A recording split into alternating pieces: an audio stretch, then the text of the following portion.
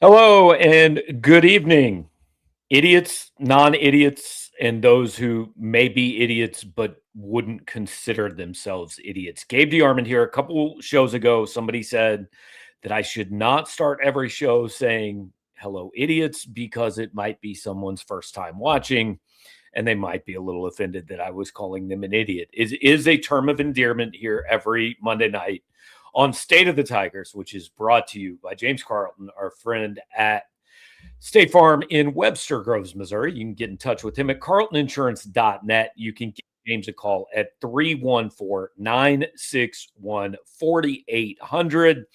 He will not call you an idiot. He will be very kind. He will call you only nice things, and he will get you a good deal on your insurance. We've got Drew King on the screen. Cody Goodwin's going to be in a little bit. This was going to start our off-season kind of fun shows, and we will get to that part. Drew, we have some housekeeping to take care of. Are you a good news first or bad news first type of guy? I'm almost always a bad news first kind of guy, Gabe, but I do just want to point out, I think we should just start every show saying, hey, idiots, and live with the collateral that happens. I might put a little disclaimer in there, but we'll stick with some form of it at the beginning. All right. Drew is a bad news first guy, so we're gonna go with bad news and like expected news. Very unsurprising, I think, to anyone who watched this basketball season unfold. Anthony Robinson II entering the transfer portal. We'll get into this. I would argue, I don't know if it's good for Missouri. I think it's probably good for Ant. I think it's the move that makes sense after the way this season went. I think that's fair. We talked about how, I think that Mizzou needed to at least try to bring Ant Robinson back, but even if it did, Ant might just want a fresh start somewhere new, and there's nothing much else that you can do about it. And I kind of get the sense that that's maybe what happened here. I think that Ant still has the potential to be a really good player, but obviously, just fell into a slump this year and had a really hard time getting out of that funk. And so, I don't want to say it doesn't hurt Missouri at all. I think that having him back would have been a good thing for this team, but I don't know that this is necessarily a killer loss for him for sure. I think Linus Wade put it well in the comments. More sad news than bad news. This is a kid who came when it wasn't great. His freshman year was 0-19. They went through some stuff, and he had a chance to be one of the guys that actually stayed at the same place for 4 years. Yeah. But this year didn't go well, and we know that. I mean, he knows that. Dennis Gates knows that. He said it a number of times. And I think what kind of news this is for Missouri depends on what the rest of the news at point guard is. A lot of people are, I think it's fair to have approached this offseason as Missouri is playing a game of point guard, either, neither, or both, right? Do you bring back Ant? Do you bring back T.O.? Either, neither, both. We know for sure now it is not both. I think it's good for Missouri that it's not both. I mean, they had those two here last year, and look, they want to be better than they were last year, right? They were a tournament team. It wasn't terrible, but they want to be better. So I think we probably felt that both wasn't going to happen, but I also don't think this should just be simply approached as, well, Missouri chose T.O. Barrett and didn't choose Ant Robinson. Number one, Ant Robinson had a choice in this thing. Number two, until we get news that T.O. Barrett is coming back, I don't know that we necessarily just take that to the bank either. Right. And to your point, Gabe, playing either, neither, or both, if you go the neither option, that's a lot of production that you got to replace. Sure. Ant Robinson and T.O. Barrett played 100% of the minutes at point guard this year. That's kind of how it shook out. And so, by the way, the third option there was Sebastian Mack. So yeah, exactly. So, and he ain't gonna be back either. And so on top of that, Gabe, like you might be willing to say, like, oh, we'll just get somebody better at point guard. Like it's not that easy to find a point guard as good as T.O. Barrett. And I actually went through last year's transfer portal to look at like what the options are. I'm gonna read you some names here, Gabe. Okay. Adrian Woolley, Louisville. Deaton Thomas Jr., Never heard of LSU. Isaac McKeely, Louisville. Joson Sanan, St. John's. Lawan Watts, Texas Tech. Xavier Lee, Florida. Jalen Lowe, when he was healthy, at Kentucky. Obi Agbeam at Baylor. Pop Isaacs at Texas A&M. Josh Dix at Creighton. And Lawan Watts at Texas Tech. Do you want to know what all those guys have in common, Gabe? They cost a lot of money. They were top 25 guards in last year's transfer portal, top 50 overall players in last year's transfer portal, and either averaged around the same or fewer points than T.O. Barrett averaged in SEC play last year. Like the portal is a complete crapshoot, and you can find some good players in there, but you can also find some Sebastian Max in there where like you're going to completely whiff on a guy. So I don't think that losing both guys would be a good thing for Missouri necessarily. Like, and especially now with Ant gone, like that's an all SEC defender. And you've got Jason Crow coming in, who is not, I'm going to bet, going to be an all SEC defender. You're going to need some real hits when it comes time to replace some of these guys. I think losing both would be suboptimal. I would not hit the panic button. I mean, we talked after the tournament game and said, is there anybody on this roster you would bang on the table to bring back? And the closest we came probably was Trent Pierce. But, I'm not sure either one of us would have said absolutely the offseason's a failure if you don't. However, we do get news today. Trent Pierce has re-signed. I'm careful about this. He has re-signed and agreed to come back. That is not a 100% guarantee he comes back. Which is weird. These documents they signed mean nothing. He could leave if he wanted to. He would owe them money probably, but theoretically he still could. We anticipate Pierce is back. That is unsurprising, but I think a good move. Like if there was one person on last year's, and I know I'm not necessarily like I'm not on an island here, but there are plenty of people who disagree. But if you ask me one guy, they're only re-signing one guy. Who do you bring back? My choice would have been Trent Pierce. Yeah, I completely agree with that, Gabe. I've got this stat for you. This is according to StatHead.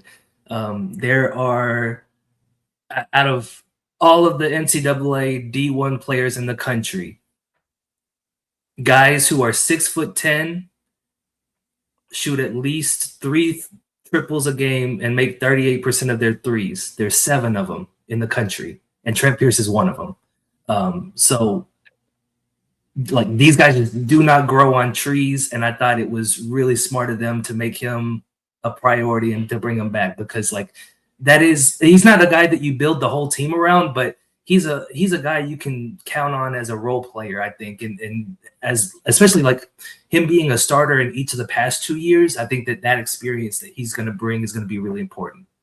He averaged double figures in a power conference on a tournament team. That's as much as people want to think that's easily replaceable. It's not easily replaceable. He is not a perfect basketball player. There are things you want to see him be better at. He was, but like, it's good you're bringing him back for next year, I think. And look, the rest of this, I was talking to a friend that covers another school today, and somebody announced they were going in the portal, and somebody said, like, what's it mean that this guy's in the portal? And my buddy said, it's real simple. It means he wanted more money than they were willing to offer him, and he thinks he can get it. So, like, that's all this mostly is for the next 2 weeks, guys. Ant Robinson, there's probably a number that Missouri could have gotten him back at, and Missouri probably wasn't willing to pay that number. Trent Pierce, they agreed on a number. T.O. Barrett, Trent Burns, all these other guys, we'll see if they can agree to a number. If they can, they'll be back. If they can't, they'll go somewhere else.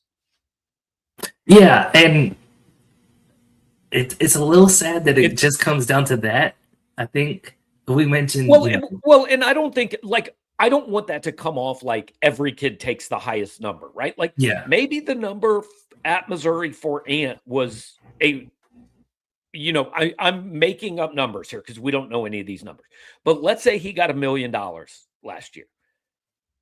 Maybe he said, I'll come back, you give me $1 million again. Or maybe he said, look, I know I didn't play great. I'll come back for 800.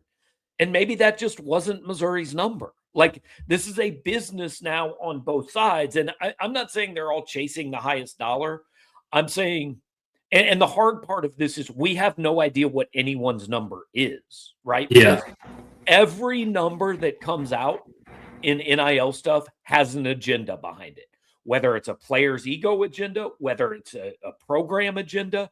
Every number that is reported for a reason. These are not reporters like being super smart and figuring out numbers that the programs don't want. These are numbers that are shared for a reason. My point is, this is all a negotiation for the next 3.5 weeks. Yeah, 100%. And so, yeah, I think it's going to be interesting, just kind of like, how does the rest of the roster shape up now? Because I think that Ant and Trent were probably like two of the three biggest dominoes that could fall for this team. Mm-hmm. And so we're kind of still waiting on T.O. Barrett, but the rest, I think it kind of lets you in on like how many roster spots are actually going to be available for this team, right? So we know that Ants is open now, right? They've got one extra that they didn't have before. How many more they're going to have going into the portal in the next week? And like, look, this isn't official reporting, but at some point, Sebastian Mack is going in the portal. We know this. We're confident in that. Yeah. T.O., Burns, Boateng, Rowe, Randall. We'll see. We've got stories ready for some of them, not for others of them. Some are certainly seem more or less likely, but we'll see where it goes. Want to address a couple of things from the chat. Quentin Coleman, look, he's on a visit to Illinois right now. That visit will last till Wednesday. If he gets out of that visit uncommitted, there is a dead period from Thursday to Thursday, and he is expected at Mizzou on Friday, April 10th. So what you want is for Quentin Coleman to get out of that Illinois visit without committing before Illinois leaves for the Final Four. That's the best possible case. Jason Crow Jr. is at the McDonald's All-American game. He did not scrimmage yesterday. We do not know if he's going to play tomorrow. Drew, did you get anything out of media day that indicated whether he's playing or not? No, not about whether he's playing or not. No, but okay. He was practicing. That's about all I know. Okay, well, he practiced. That is good news. We've got Cody in the green room. We're going to bring him in a minute, but I want to get to Scott Fitz's super chat real quick. With Ant gone, what do we make of Gates high school recruiting going into year 5? Like, I just don't care. I don't care whether it's high school or portal, or I don't care where you get them from. You need enough good players to be a little bit better than he's been so far going forward. Everybody says he's developed no one. Well, Ant kind of probably did about what he should have done. Trent Pierce has developed while he's here. T.O. Barrett's a better player than he was when he got here. Now, I'm not arguing the program is where you want it or it has all been good enough, but like, he's developed some guys. Yeah, I'm trying to find a quote that Kyle Smith-Peters had where I asked him about, kind of their approach to recruiting and, like, why don't you go all in on just transfers, or like, why do you bother with high school recruiting? And or just go all in on high school recruiting, right? And he said something to the effect of like, high school recruiting, like we have to have a balance, right? We're always going to recruit high school players. But at the same time, you also definitely need some transfers. Like having a highly ranked high school class is nice. And he was like, and we expect to put together a good one this year. And that was before Jason Crow and Tony Bryant all came together.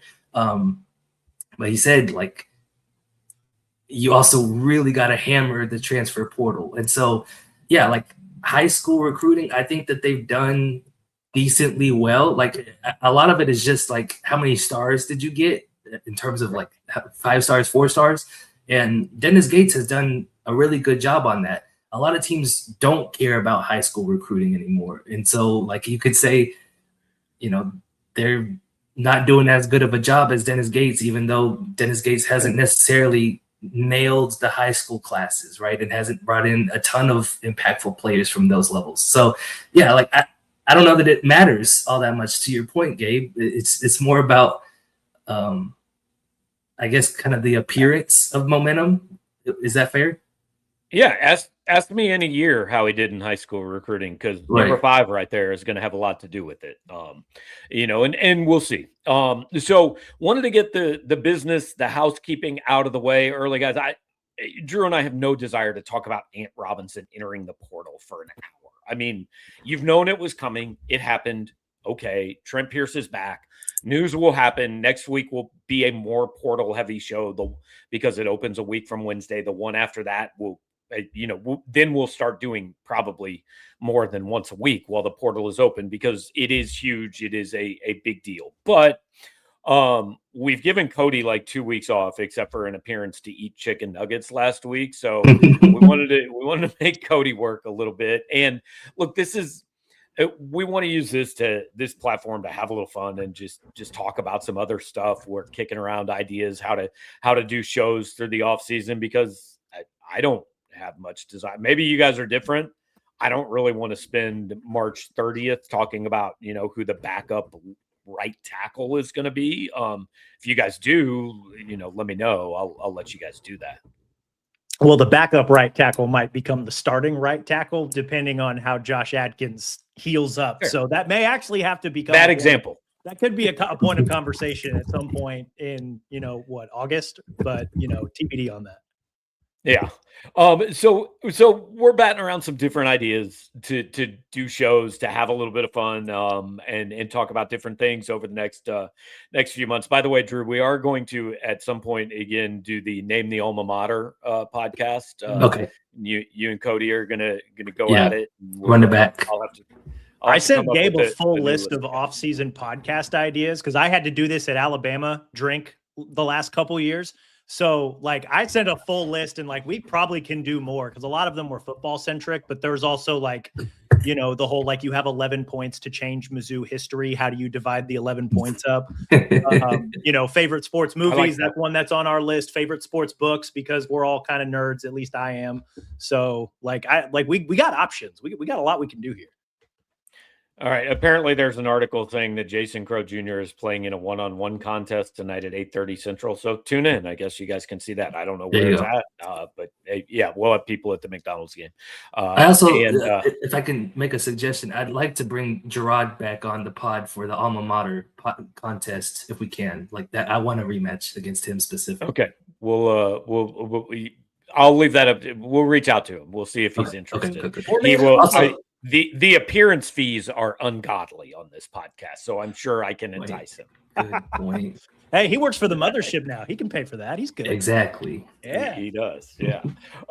So anyway, what we've settled on just for tonight's show, guys, we can all agree that like Duke UConn yesterday was one of the more epic tournament games we've seen. Is that accurate?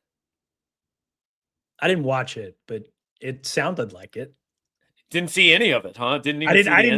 Which is funny, because I picked UConn to beat Duke in that specific Elite Eight matchup, but I did not watch the game. I watched highlights of the shot, but I did not watch the game. Yeah. So I was watching it in my living room with my youngest brother and my mom, and my youngest brother said, "I actually really need UConn to win this game, because the one person ahead of me has Duke winning it all." And I said, yeah, well, good luck with that. They're up by 15 right now. Right. And then UConn keeps chipping away at the lead, and they missed one of their last free throws, right? And so they're still down by, it was 2, and with exactly 10 seconds left on the clock. And I said, yeah, sorry, man. Like, UConn's just going to foul them. Duke's going to hit their free throws. Like, sorry, buddy. And for whatever reason, Caden Boozer decided to try to throw the pass at half court. I didn't get it at all. Somebody's got to explain to me like why that was the decision. It's real easy, man. He's a 19-year-old kid and he panicked. That's it. He just panicked. Ooh, okay. Well, like he messed up. But and to his credit, he owned it afterwards. Like that was everybody absolutely came out with stories about how he was in the locker room and he owned it. And kudos to that, because I'm not sure how many people would have, I don't know, like the wherewithal to just be like, yeah, it's on me. I cost us the season. Yeah. Well, my moral of the story is Braylon Mullen's shot got my mom out of her seat when he made it. Speaking of moms, did you guys see the video of Danny Hurley's mom's reaction? I did. Yes. I did not. The camera panned to Danny Hurley's mom in the stands, and you do not have to be a skilled lip reader to see her say "holy fucking shit," which I think was pretty much everybody's reaction watching that play. So, long way to get to the point of this show. This is going to be kind of a two-part thing. The first thing we're going to do, we each have just like 5 March Madness memories. By the way, Cody, I did not tell you this. If you would like to include the NCAA wrestling tournament in your top 5, that is fine. It's just NCAA tournament. I don't care which NCAA tournament. And so like this is not. I don't care if this is a player, a game, a shot, whatever. So you guys let me know. Like, do we want to name 5 from one person, or do we want to go kind of one each and go through like countdown 5 to 1? I think the latter. I think we each do our number 5, and then. But I will say, Gabe, I was worried that we were going to have a lot of overlap here, so I specifically went my top 5 NCAA tournament moments that I've been in person for.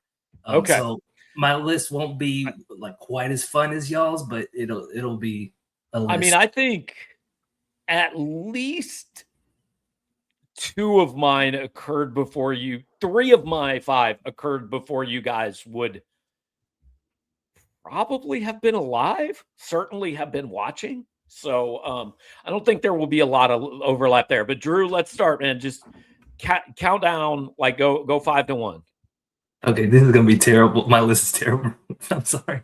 Number 5. We talked about it last week, Gabe. I was at the 2018 Final Four Media Day. I wrote a story on Phil Booth, won a $1,000 grant from the USBWA.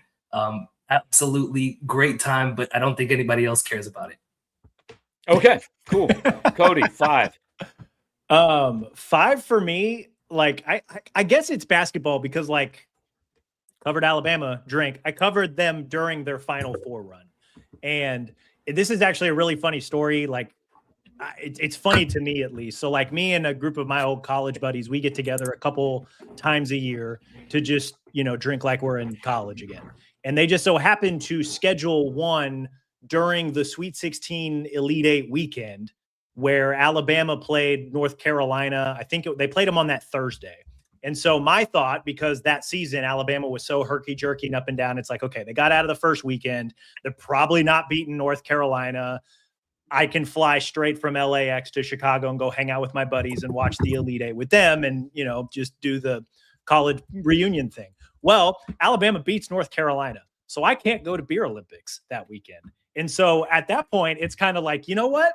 Alabama might as well go ahead and beat Clemson and we can go to the Final Four because they already ruined the weekend anyway. And then they did.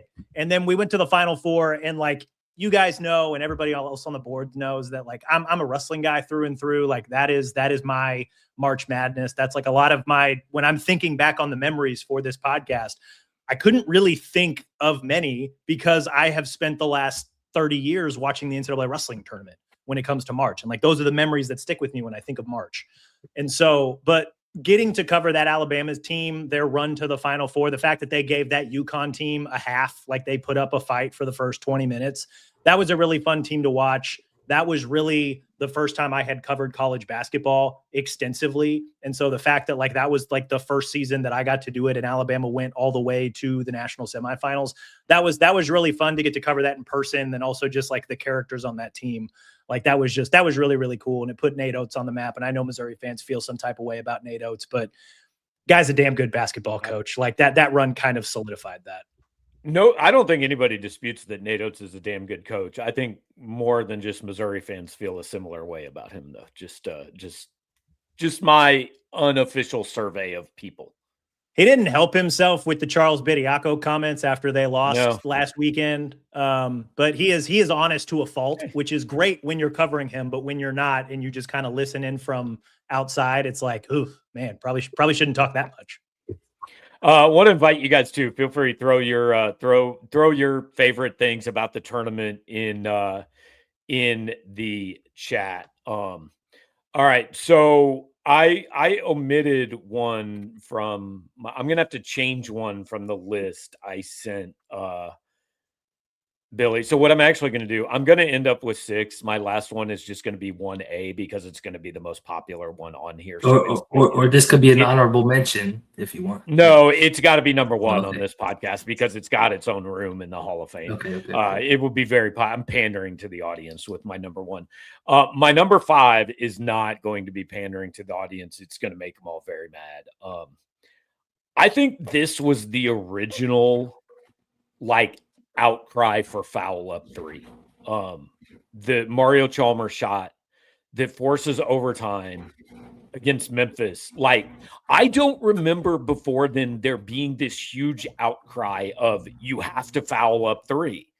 But as soon as that shot goes down, everybody's going, why would Cal not have fouled? And I feel like it became an accepted practice after that shot went in. I actually watched that game at Shiloh with a couple of friends of mine, and there were a lot of students because it was a Monday night, and I was appalled at how many people in Shiloh were excited that Mario Chalmers' shot went in, and it made me understand that kids just didn't understand MUKU. You were not supposed to be rooting for KU to win that game in Columbia, Missouri. I know that rooting for John Calipari is not incredibly appetizing for a lot of people, but given those 2 choices, it was the better choice. But that was 5 for me.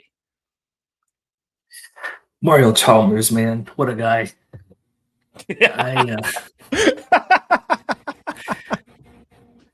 Okay, are we going to my number 4? No, you're number 4. Yeah. Okay. Number 4 for me, Gabe, you were there. It was back in 2023 NCAA tournament in Sacramento, and it was Mizzou as a 7 seed defeating 10 seed Utah State. It was kind of the last really good game that you got from Kobe Brown and Demoy Hodge. Kobe Brown had 19 points and 8 rebounds, a block and 2 steals, was phenomenal that game. And then Demoy Hodge had 23 points. He hit 5 for 10 from the 3-point line. And specifically what I remember about the game, Gabe, because we get to sit courtside, and one of the cool things about sitting courtside is you actually get to hear what some of the players are saying. And there was a moment in the second half, Demoy Hodge was taking he was going to inbound the sideline pass, and you just hear him shout, Noah! And you gave him a signal and threw the ball into Noah Carter on the elbow, and immediately had a backdoor cut to the basket. Noah Carter hit him with a bounce pass, and Demoy laid it in, and that was kind of the dagger for the game. Just such a fun team to cover that year. And it was my first time at a NCAA men's tournament. So I thought that was just, one of the best games that I've been to since I've covered Mizzou. I feel like it was way better than the next one. I know that. Yes, 1,000%. All right, Cody, what do you got? A lot of these are wrestling related. But the I think number 4 for me was honestly the 2018 NCAA Wrestling Championships. It was in Cleveland. I was covering the Iowa teams at the time, and I'm pretty sure the Hawkeyes took 3rd that year. That was when their freshman Spencer Lee won his first NCAA title. However, what I remember from that particular tournament was when it comes to NCAA wrestling, you don't often get a lot of really good team races. Like the sport of wrestling is kind of dominated by dynasties. Like right now, Penn State, they just won their 5th in a row. They've won 13 of the last 15 national tournaments. Like they're on this legendary run. Cale Sanderson is doing wonderful things with Penn State. Wonderful might be a loose definition depending on which team that you root for, because there's a lot of people that just don't like the way that they go about their things. However, that year in 2018, Penn State and Ohio State, like that was a battle of like heavyweights. And they went back and forth throwing haymakers at each other the entire tournament, all 6 sessions. And Penn State didn't clinch it until Bo Nickel pinned Miles Martin to win the national championship at 184 pounds. And Penn State officially won it, I think, by like 6 points that year.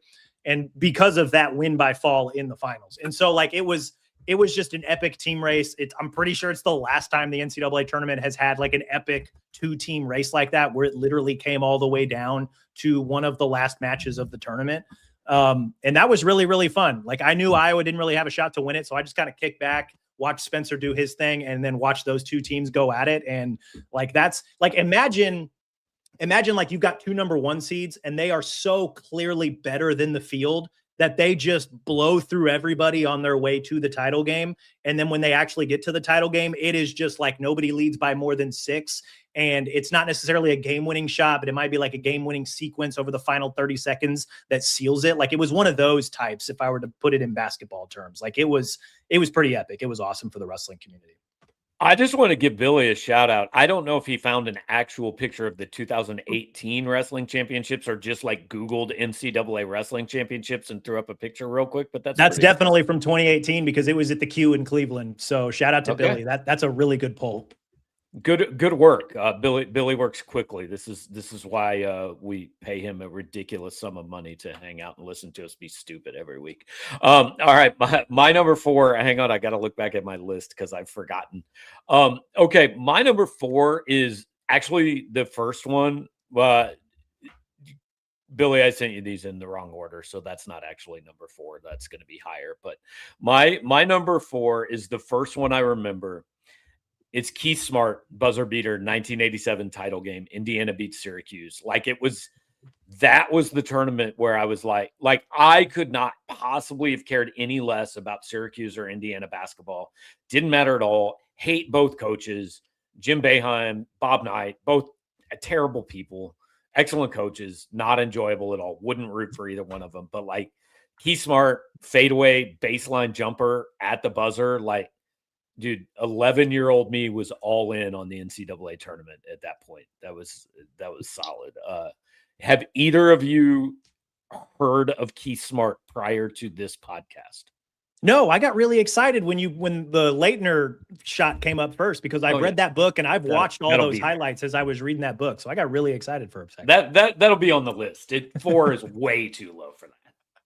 I'm pretty sure I've heard of Keith Smart. I don't know anything. He was a Spur. That's what I remember about him. He ended up being a college coach somewhere too. I don't think he was particularly all that good, but yeah. So he was a legend with like the Sioux Falls Sky Force in the CBA, I think. There you go. All right. Let's roll through these. Okay, number 3 for me was actually this season, Gabe. It was Braden Smith of Purdue breaking Bobby Hurley's NCAA assists record against Queens. He got to 1,077 career assists.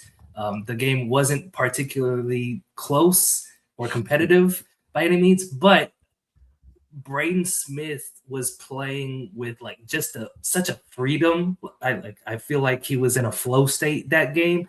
And, I was watching it alongside a couple other Mizzou beat writers, and everybody's takeaway from watching him was like, it doesn't really matter who wins between Mizzou or Miami in the first round because that guy's going to pick them apart. So that's my number 3. Anything that breaks a Bobby Hurley record, I'm happy with. Exactly. Anti-Bobby Hurley. My number 3, I'll pivot back to basketball just because it's like, I maybe for like Drew and mine's generation, but like Chris Jenkins winner for Villanova. That's as epic as it gets, man. Right? Like that's national title game, clock's ticking down. You get the ball at the top of the key, you shoot it, you make it, you win it. Jay Wright's reaction to that was just like so calm and cool and collected. And then he like slowly let loose a little bit as the confetti started to fall. That's what you dream of. Like when you're a kid and you're playing with, like you're playing out in your front yard or your backyard or with the neighborhood guys hooping at the local park. Like that's the situation you picture in your head, is like one shot to win the national championship. And he nails it like that. I forget exactly where I was, but I remember watching that, and like wherever I was, I just remembered saying to myself very quietly, holy shit. And I was locked in on, I was probably at a sports bar with my family. I don't know what we were doing, but I just remember locking in on the TV and watching every highlight that I could like get my like eyes on, because I was like, I don't know that I've ever seen that like live like that before up until that moment. And so that one will always stick with me. Buzzer beaters to win the title, there aren't many, man. I know of that. I know of Keith Smart. Like there are a few, but there aren't very many. That I feel like you're right. That's the like last 15 years, probably iconic moment in the tournament, right? Yeah. Well, and you think of like every time I see a buzzer beater, I think of Chris Jenkins first. I'm like, man, that was really cool. But it wasn't the one in the last game of the season that won you the last game of the season, right? Like UConn's got to play another one. So like that's, I don't know. Every time I see one, this is the one I think of. That's like the walk-off homer in Game 7. Yeah. Exactly. And I think for me and Cody's generation, maybe like that's going to be like the all caps, the buzzer beater for us, right? Like it doesn't get any better than that point. And that's why I went with my direction on the list, because I knew that one was going to come up. And I feel like we've brought it up a couple times in the past couple weeks. So but like that's an all-time shot. My number 3, like you guys are, I think, old enough to have probably watched this. Literally every single thing Steph Curry did in the run to the Elite Eight. Would that have been year. 2012, I think, maybe? Like, you knew who Steph Curry was, and he was starting to get like, hey, he's good. But like, I just watched last week, I watched like 15-minute thing on YouTube of like Steph Curry's NCAA tournament run. And it was, I've never seen a single person take over an NCAA tournament like he did, and had them literally he needed to make one more 3 to beat Kansas and take that Davidson team to the Final Four. And it would have been unbelievable. It became more unbelievable that Steph went on to become who Steph has gone on to become. Yeah. I mean, if you watch those highlights, dude, he looks like he was 9. Yeah. There you go. Like a 9-year-old, weighed 112 pounds out there, just lighting up the best teams in the country. It was amazing. Well, what I really remember about that era, because he kind of overshadowed Steph Curry to a degree, was just Jimmer Fredette in general. Like Jimmer had the song behind him, he had the aura, he had like just the whole reputation. Like I thought Jimmer Fredette was going to be what Steph Curry actually was. I was going to say, but then what happened? Yeah, exactly. That's awesome. Okay. So we're at number 2, right? Number 2. All right, number 2. Drew about to piss the chat off this time. It was number 15 seeded Princeton upsetting number 2 seed Arizona. Oh, okay. Yeah, because we were there, Gabe. Like we were like, wow, this Tosan Uoma, he's a pretty good player, and wow, they got a lot of good shooters. And oh wow, they're really gonna pull this off. They're gonna beat Arizona, and Mizzou's gonna have an easier path to the Sweet 16. Now, and in fact, I think you were even looking at hotels for the second weekend. When they for sure. Game. Like, they were a really fun group to watch. I'm still a really big Tosan Uoma fan. I don't think he's in the NBA anymore, but he was a really, really good player. Obviously, that next game for Princeton was a little bit less fun to watch if you're a Mizzou fan. But, man, like, that's kind of what you watch the tournament for, is to watch a 15 seed take down a Goliath like Arizona. So I thought that was pretty big moment for me. Cody, two for me is a little sentimental, and we're pivoting back to wrestling for the last two. I put it in the chat. You guys probably saw it. It was Ben Askren winning his first NCAA wrestling title in 2006. 2006, I was in middle school. And he this was a big deal because this was Missouri's first ever NCAA wrestling champ. And so this was a really big deal. Ben was a rock star through his first two seasons. He was a two-time NCAA finalist. He won a Big 12 title, I'm pretty sure, his freshman year, if I remember correctly, but he was not able to get over the hump. He lost to Oklahoma State's Chris Pendleton both years in the NCAA finals as a freshman and a sophomore. And as a junior, he just ran roughshod over the entire country. He went undefeated. He won the Hodge Trophy. I don't know that he bonused his entire way through the season, but his NCAA tournament results, I'm pulling them up here really quickly just so I don't get them wrong. He won 9-2, 6-4, tech fall. And then in the finals, he won 14-2.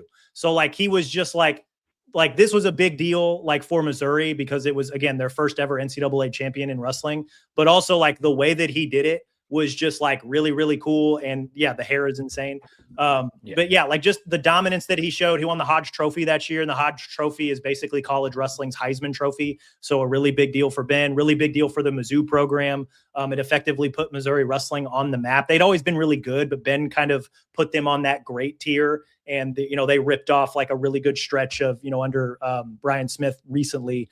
I say recently, but really over the last 2 decades, they have been just a really steady and consistent top 10 program, regularly in the top 4 or 5 or 6 at the NCAA wrestling championships. This was a really big deal for the program. And also a really big deal for middle school age Cody, because he saw somebody from Missouri win on what he thought at the time was the biggest stage. And it's oh yeah, I can do that. This is awesome. I could not do that, in fact, but it was still really cool to watch. I remember watching that live over at a friend's house. We specifically turned it on. Let me ask you a really dumb wrestling question. Is there any rule against someone just grabbing Ben Askren by that hair in the middle?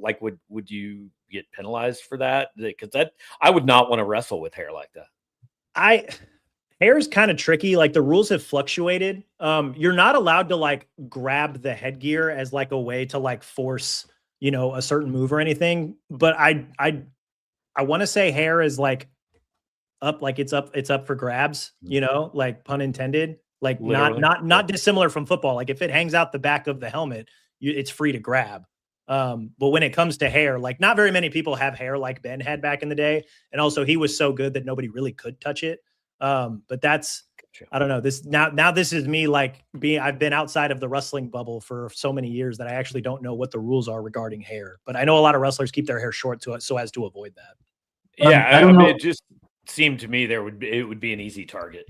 I don't know about wrestling specifically, Gabe, but in MMA, there was a UFC fighter named Angela Hill, who talked about how having an afro was kind of an advantage, because if somebody puts you into a hold of some kind, the afro gives you a little bit of a cushion and you can slip out easier when somebody puts you in a headlock or something like that. So all right.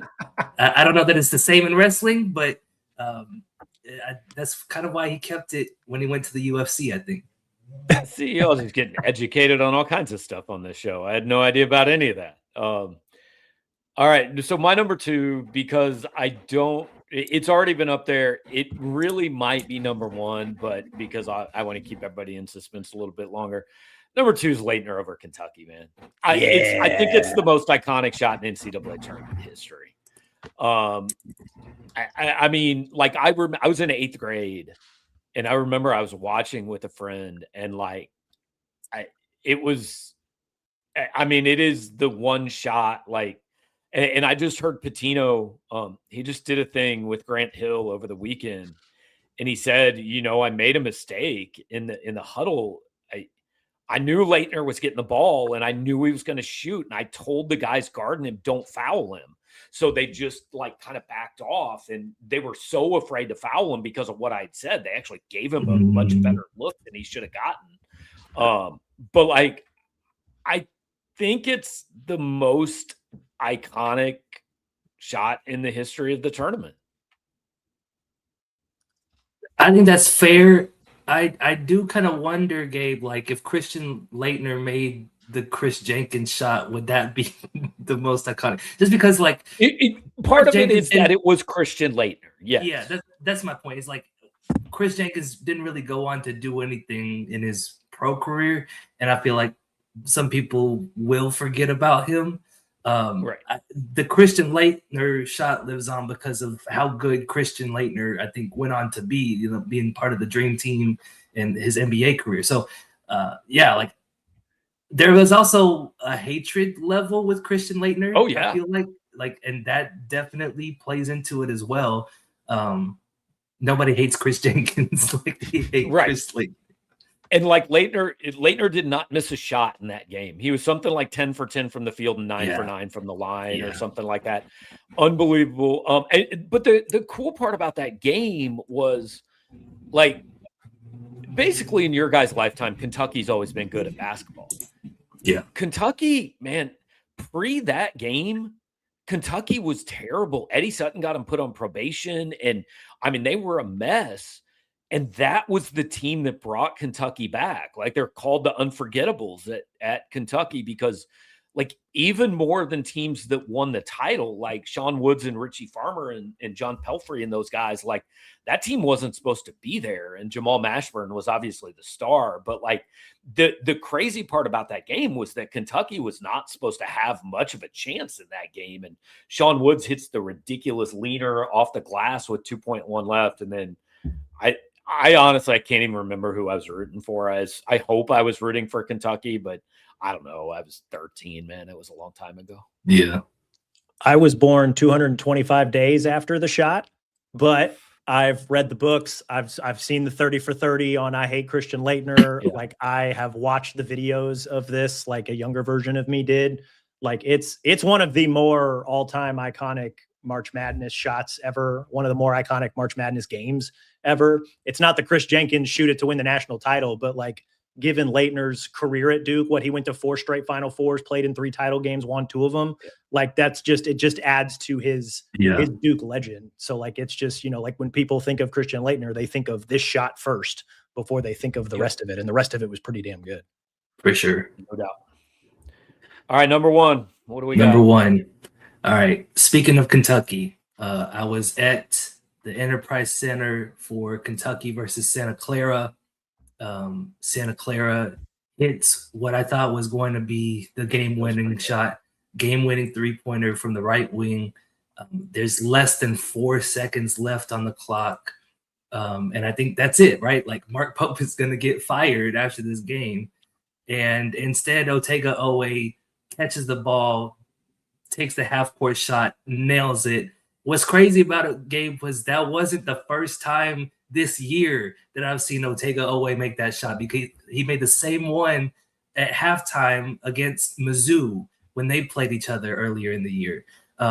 So to have a game flip like that, right? To go from down 3 to all of a sudden we're going into overtime. The entire arena was in, like, the surrender cobra position. Like, I've never seen anything like that. The reaction from the crowd, just all of it, the players' reaction, it was crazy. That was one of the most incredible shots I think I've ever witnessed in person. Yeah, being in person for something like that is wild.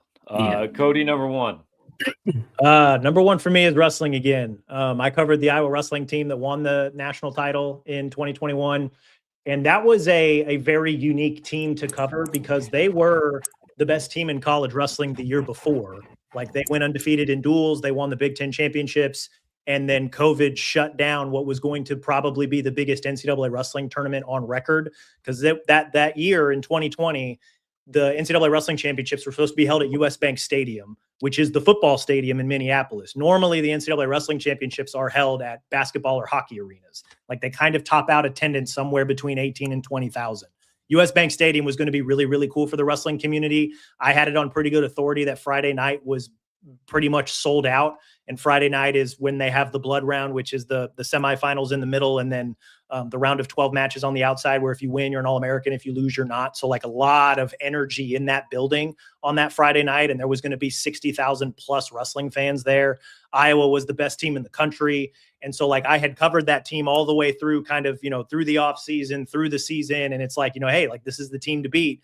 It was going to be their first championship in, more than a decade, because they had last won, I think, in 2010. So this was going to be pretty much exactly 10 years since they had won it. COVID happened. So then they come back the next year and they return almost everybody, not everybody, but almost everybody, just because, eligibility and stuff like that. And they're able to kind of, a truncated season. They're able to get to the Big Ten tournament. Then they're able to get to the NCAA tournament, which was in St. Louis that year.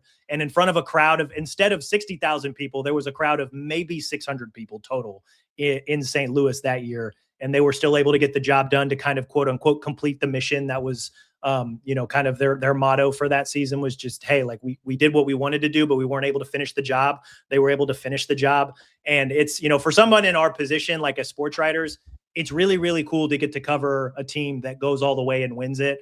Like it's fun. Like part of my job was also to cover high school wrestling, and covering state championship teams is always a lot of fun, and the state tournament every year and some of the bigger high school things. But like to get to cover the team that got the job done on the biggest stage for wrestling, or at least on one of wrestling's biggest stages, was really, really cool, especially given the characters on that team. Like Spencer Lee, the guy in the middle there, won an NCAA title famously with no ACLs because he had torn one the year before, didn't get it fixed, tore his other one at the Big Ten tournament, and then still won an NCAA wrestling title 2 weeks later. Like just absolutely insane. They were able to get the job done. And so like just covering the characters on that team, telling their stories for basically 2 whole seasons. That's something that's going to stick with me for a really long time, because that was a pretty special group and a pretty fun time for someone in our position to get to chronicle all of that. Wrestlers are wired different, man. Spencer Lee's different, man. He's a little bit of an alien. There you go. I just realized in doing this that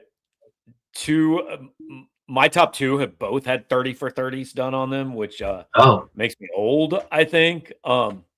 Number 1 is, and like it culminated in Chris Webber calling the timeout that they didn't have in the 1993 title game.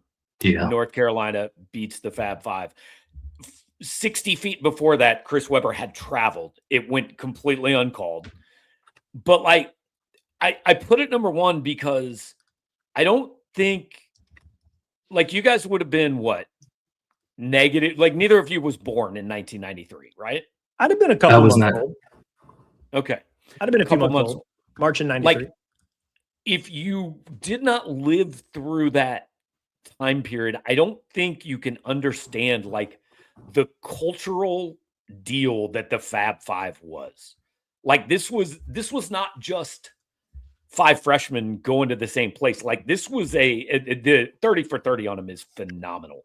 But like it was the long shorts, and they changed. Like, dude, I was 16, white kid in suburban Kansas City, and like you either picked the Fab Five or Christian Laettner in North Carolina and Dean Smith. It was like I mean, you didn't do it along race lines, but it was clearly a cultural phenomenon. Like I had not seen anything like that in college sports. Just that, and man, that team, because their first year, they got all the way to the Final Four, and like nobody really expected that.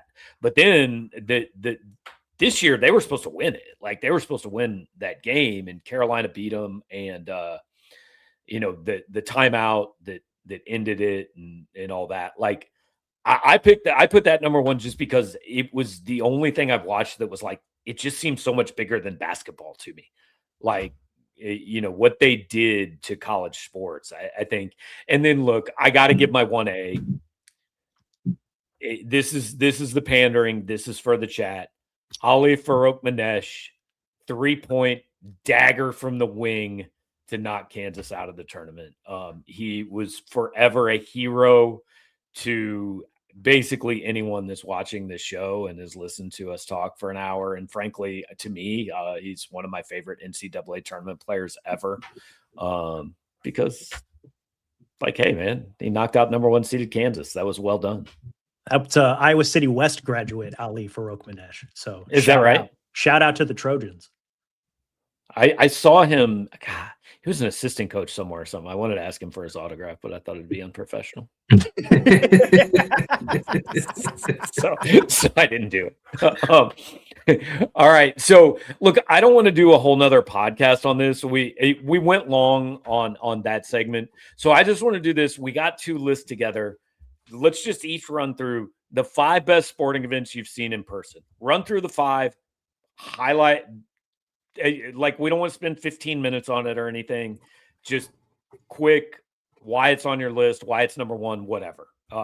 Cody, you're up first. Oh man. Okay. And I don't necessarily have these ranked in any particular order.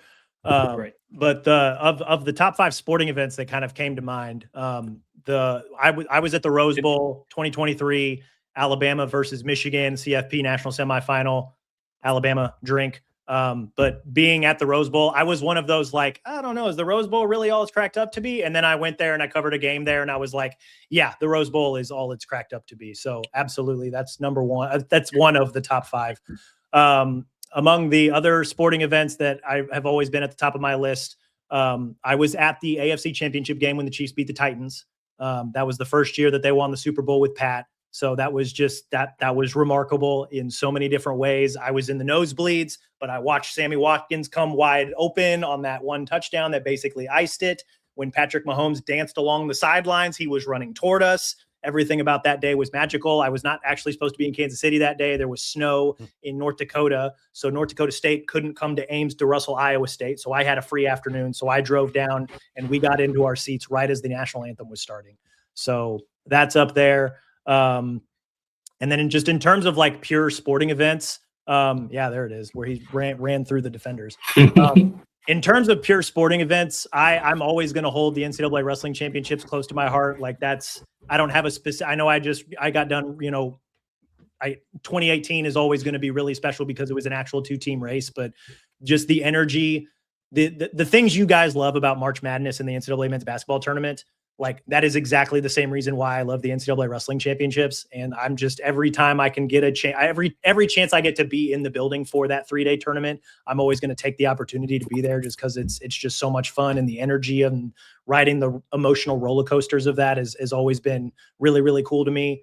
Number 2, this, again, more wrestling, but like the Iowa State wrestling tournament, for a lot of the same reasons that we love March Madness, like just the emotional roller coaster and also just the fact that it's a high school tournament. There's just something special about that and something pure about the fact that it's amateurs and it's, for a lot of those kids, for a lot of high school kids, the state tournament events are sometimes the biggest stage that they'll ever get to be on. And so that to me is always what makes that really, really cool. I think that's only 4. I don't know that I could actually come up with a 5th one, but I think I'll stop there. I keep waiting for WrestleMania to be one of the wrestling ones. I don't watch that scripted stuff. I used to say I don't watch that fake stuff, but people come after me. So scripted. Yeah. I was only able to come up with 4 as well. But number 4 for me, back when I was covering the Texas women's basketball team, UConn came to town. That was about the biggest crowd I've ever seen for a women's basketball game. And it was a really good game as well. I think Texas lost by 4, but it was competitive all night. That was definitely on my list. Number 3, I'm going to go Ohio State versus Oklahoma State in the Alamo Bowl. My dad and I made the trip down to San Antonio and watched them in the Alamo Dome. And that was like my first experience at a college football game. Like I didn't really know what was going on. This was probably 2003, 2004. And my dad, did the OH and the entire arena responds IO. Like that was a really cool moment. Number 2 for me is going to be my first college football game at Texas, which was Texas hosting number 4 Notre Dame, Deshaun Kaiser versus Shane Buechele. And for one glorious night, Texas was back. They won it in overtime. A little bit short-lived. They weren't that year for sure. And then number one for me was also something my dad and I went to, which was the NBA All-Star Game in Dallas in 2010. They held it at AT&T Stadium. At the time, it was the most attended, I think, at least basketball game of all time, and it might have been the most attended sporting event at the time because of how big the AT&T Stadium was. I got to see Tim Duncan in that game, and then but the West lost, and I've always been bitter about it because Darren Williams just decided to chuck up every shot in the fourth quarter, and I've never forgiven him for it. I hate Darren Williams from the Jazz. But yeah, that was, again, like when you're talking about like a spectacle, yeah, that's what it looked like. All right, so each of you guys came up with 4. I had 2 that like weren't going to make my list, but they were kind of cool. I saw Mike Piazza's home debut at Shea Stadium when he was traded to the Mets, which was Piazza was my favorite non-Royal, and it just so happened that his first game at Shea happened when we were in New York and had tickets to a Mets game on our trip after college. So complete coincidence. That was kind of cool. I was at the last football game played at the old Mile High Stadium. It was Denver versus the Broncos versus 49ers. Remember nothing about the game. Just remember I was at the last game there. But my 5 is all right. Number 5 is Game 7, 2014 World Series. Giants beat the Royals. Like, I remember I was walking out of the stadium and my son was furious, and like he was, I think 17, 18 at the time. And he was angry they lost. And I just said, dude, there's like less than 1 million people in the history of the planet that can say they were in the stadium for Game 7 of the World Series. That's pretty cool to get to go to. It kind of struck me. That's my number 5. So I've gotten a chance to see some really cool things. Number 4 was the 13 seconds game, the Bills Chiefs. Like we were there, and I told my wife and son when Buffalo scored, I said, I swear if it was any other quarterback, we would leave right now, but it's only 13 seconds. So we're going to go ahead and stay just in case. And, when we left that game, I told my son, I said, no matter whatever ever happens, we've now been to the greatest game in Arrowhead Stadium history and the greatest game in Kauffman Stadium history, because my number 3 is the American League wildcard game in 2014, which I've told this story before. I don't think I've probably told you guys, but so the Royals went to the World Series when I was 9 in 1985, and I didn't go to a game. And so they didn't go. I was like, they'll go. Like, they'd been to the playoffs 7 times in 9 years. They'll go again. It'll be fine. I'll go. Obviously, they never went. And they sucked for 3 decades. So I told my family that in 2014, I was like, they have a legitimate chance to get to the playoffs. Do not buy me a birthday present if they make the playoffs. Tayton and I are going to the game. I said, I don't care if it's in Oakland or Toronto or wherever, we're going to the playoff game. Things work out last day of the season. They get to host the wild card game. I knew a guy who got me face value tickets. So rather than having to spend like $3,000 to go to Oakland, we drove 2 hours down to Kauffman. Unbelievable game. Number 2, MUKU in 07. Iconic. It's the only one that I was actually working for, but that was like a day. I drove into Arrowhead Stadium and I was like, nah, this is not real. Not these teams, everybody here knows about that one. And my number 1, Tiger Woods, Bellerive 2018 PGA Championship. He did not win, but like I was there on Sunday, and this was, he won the US Open in 2013. And like I don't know if you guys know, Tiger went through some stuff there. He's going through some stuff again, but he went through some stuff there for a 5-year period, and like everybody had written it off. And this was the first time he like was in contention since then. And I understood on that day what a Tiger roar was. Like, you heard the cheer for everybody else, and then you heard that, and you're like, oh no, that was different. And like he came to the 71st hole. Basically, he needed to probably go eagle birdie to win, and he did. He parred 17, and so he went on to 18, and the entire crowd moves to 18. And me and my buddy are standing there as Brooks Koepka, the PGA champion. We're on the ropes because nobody cared. They were all just over watching Tiger birdie 18. But like my big thing about sports is I think it is very cool to be able to say I might have seen the best person to ever do this, you know, and to say I saw that guy play golf live on one of his best days. I've never been at anything as electric as that day. And I don't think I will, because it's like 60,000 people spread out over the entire place, you know. And people who aren't golf fans are like, that cannot be the coolest sporting event you've ever gone to, but it probably was. That's number one for me. So put the 2025 Mizzou win over Kansas as my number 5. I forgot about that game. Okay. My number 1 was almost Mizzou Prairie View A&M this year. You know, really, I mean, that's tough to top. I mean, that's a big one. Or Mizzou, Louisiana, in 96-degree weather at noon. Yeah, that was a fun one. Yeah, for somebody who grew up watching Mizzou, I didn't really go to a ton of games. Like, I was not at KU, Mizzou, at Arrowhead. I was there when game day was there before Mizzou beat Oklahoma that night. What was that, 2010? 2010. So I was there that night, and that's one of the few times I remember actually going down to Faurot Field to like actually watch a home game. Like, I would always watch them on Saturdays, but I was very rarely in the building. Yeah.